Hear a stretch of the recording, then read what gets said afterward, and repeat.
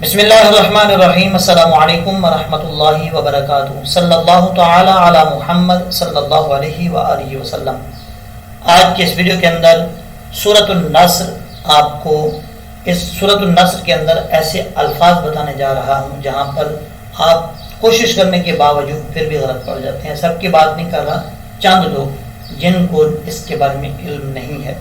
آپ یہ ویڈیو دیکھیں، آپ کو 3 سے 4 لفظ ایسے سمجھاؤں گا، ہو سکتا ہے آپ نے پہلے نہ سنے ہوں، اور اس کے بعد ایک آپ کو ایسی بات بتاؤں گا، اگر آپ نے وہ کر لی تو آپ کو حرف بحرف ویڈیوز یہ سورہ پڑھنا آ جائے گی۔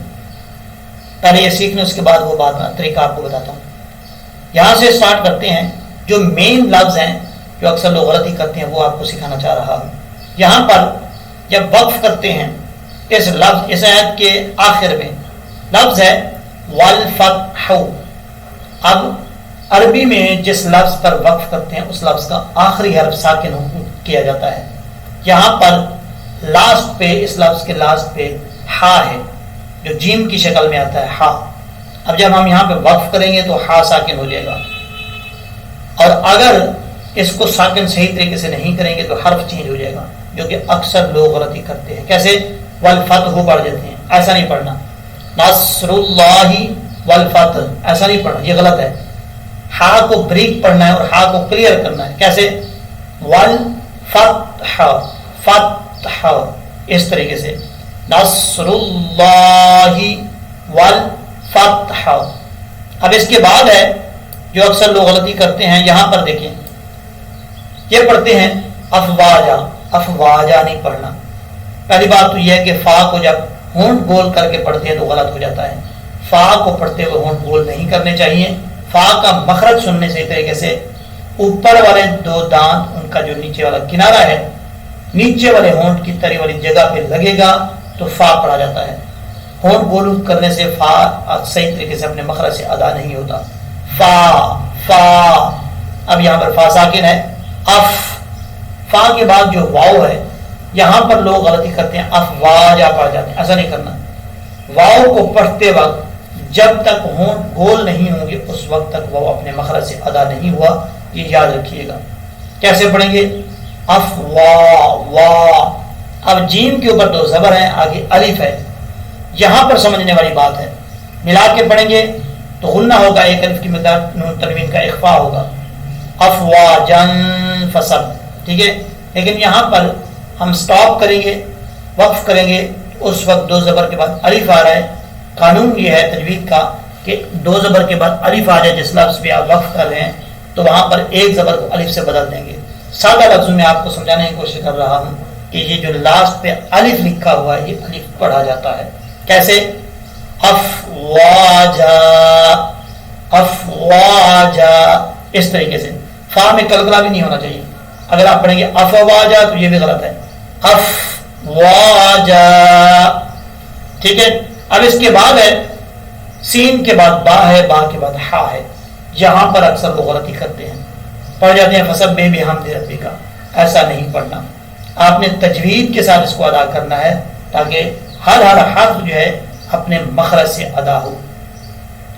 ہجے کر کے آپ کو بتاتا ہوں۔ فاد برفا، سین بعد سب، فسب، با حاضر بح، فسبح، بعد بی، حامیم زبر حم، بحم داد دی، بحمدی، فسبح بحمدی، ٹھیک ہے۔ اس طریقے سے ادا کرنا ہے۔ اب اس کے بعد جو لفظ ہے جہاں پر اکثر لوگ غلطی کرتے ہیں وہ آپ کو بتانے جا رہا ہوں۔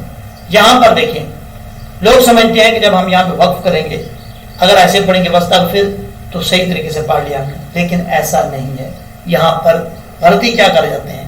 یہاں پر غلطی یہ کرتے ہیں کہ رات ساکن ہے، جب وقف کریں گے آخری حرف، جس لفظ پہ وقف کرتے ہیں اس لفظ کا آخری حرف ساکن کرنا ہوتا ہے۔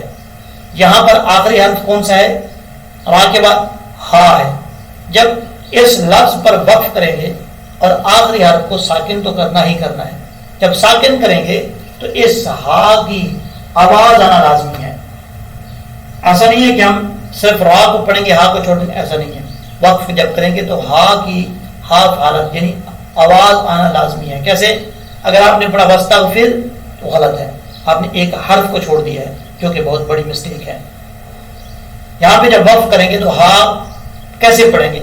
واستغفر، واستغفر، یہ جو پھر یہ ہا کی آواز آ رہی ہے یہ آنا لازمی ہے، یہ ہے اس کے پڑھنے کا طریقہ۔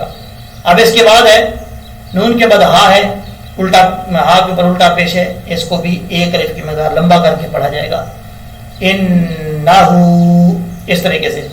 اب لاسٹ والا جو لفظ ہے یہاں پر لوگ کیا غلطی کرتے ہیں، توابا پڑھتے ہیں، توابا نہیں پڑھنا، واؤ کو پڑھتے وقت ہونٹ گول کریں گے، تا واؤ زبر تاؤ، واؤ الف زبر وا، توا، بعد زبر بن، توابن۔ جب وقف کریں گے دو زبر کے بعد الف آ رہا ہے، وقف کرتے ہوئے الف پڑھا جائے گا، ایک زبر کو الف سے بدل دیں گے تو سادہ لفظوں میں آپ کو بتانا چاہوں، سمجھانے کی کوشش کروں تو الف پڑھا جائے گا کیسے؟